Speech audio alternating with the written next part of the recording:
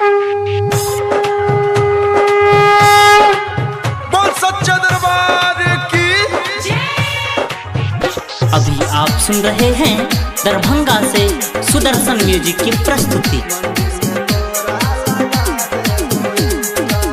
गजब रूप लागे चेहरा नूरानी, कोके तू ऐलू मैया सिर के सवारी।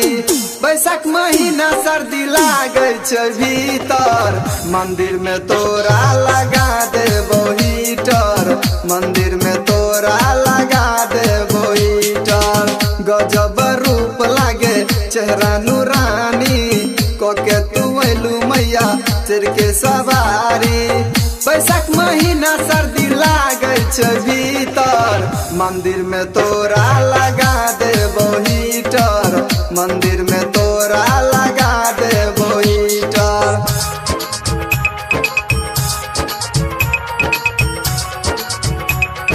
नाम क्या है आपका? डीजे उमेश, सुखीपुर बाजार।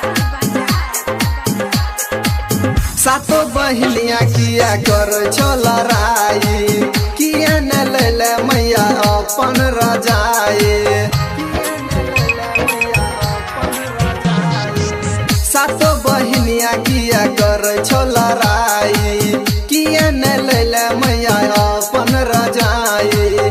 भक्तन के लागल छै केहन कतार के, अपने में लागल छी देखने हाल के। तोरे मंदिर में तोरा लगा देबो हीटर, मंदिर में तोरा लगा देबो हीटर।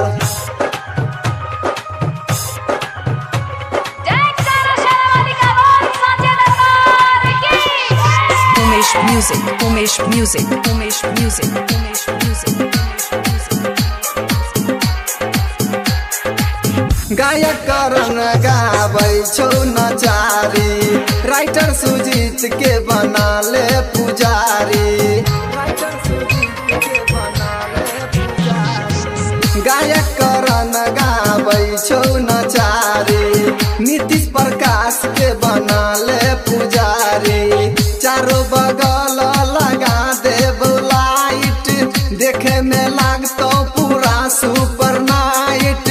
कालो लगाइबो नया बिजली मीटर, मंदिर में तोरा लगा देबो हीटर, मंदिर में तोरा लगा देबो हीटर।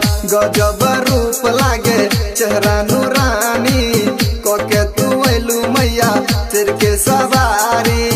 बैसाख महीना सर्दी लागे छै भीतर, मंदिर में तोरा लगा देबो हीटर, मंदिर में तोरा लगा देबो हीटर, मंदिर में तोरा